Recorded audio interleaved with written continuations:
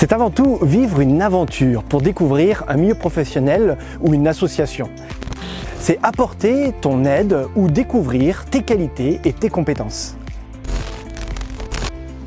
Il faut que tu aies entre 16 et 25 ans. Tu n'as pas besoin de qualification spécifique car justement l'objectif du service civique est de découvrir un univers professionnel. Le service civique dure entre 6 à 9 mois en fonction des structures et des missions qui te sont proposées. Tu as envie de servir une association que tu aimes. Tu as du temps car tu es en année de transition entre le lycée et l'université ou après tes études. Tu souhaites vivre quelque chose de particulier avant de te lancer dans l'univers professionnel. Tu te poses tout simplement des questions sur ton avenir. Parfois, on a l'impression que pour s'engager dans la mission, il faut soit être bénévole et donc aucune rémunération, soit être un pasteur. En réalité, il existe d'autres métiers passionnants. Un service civique reçoit de l'État une indemnité de 473 € net d'impôts.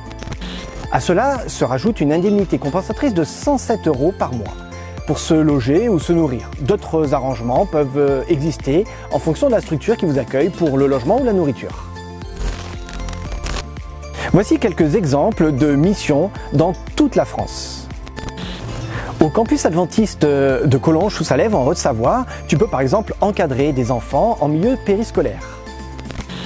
À Radio Intervalle, dans le Gard, tu participes à la vie d'une radio locale.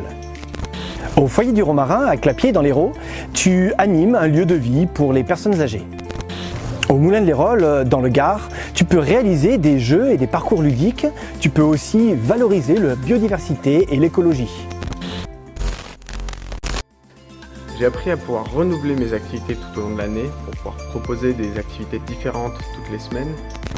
J'ai appris à utiliser certains logiciels de création numérique, comme Photoshop par exemple. Le service civique, c'est d'utiliser des logiciels, mais aussi de développer mes compétences dans d'autres. J'ai appris à réaliser l'éclairage avec du matériel professionnel, avec des caméras professionnelles et à monter sur des logiciels.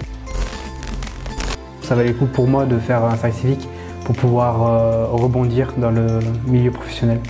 Alors pour moi ça vaut le coup parce qu'on change de cadre, on n'est plus à l'école, on travaille pour de vrai, on acquiert une solide expérience, donc pour moi ça vaut vraiment le coup. Pour l'équipe qui a su me mettre en confiance et qui m'a fait confiance pour pratiquement tous les projets que j'ai voulu mettre en œuvre et qui était force de proposition pour me faire passer une meilleure expérience dans ce service civique. Ça vaut le coup parce que ça m'a permis d'avoir une vraie expérience dans la communication et ça m'a permis d'affiner mon projet professionnel.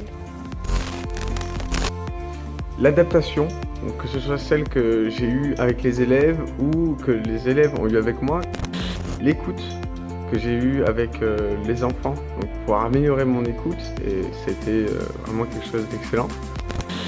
Et aussi la confiance, que ce soit celle que j'avais envers les élèves ou que les élèves avaient envers moi, ou encore celle que l'équipe avait envers moi.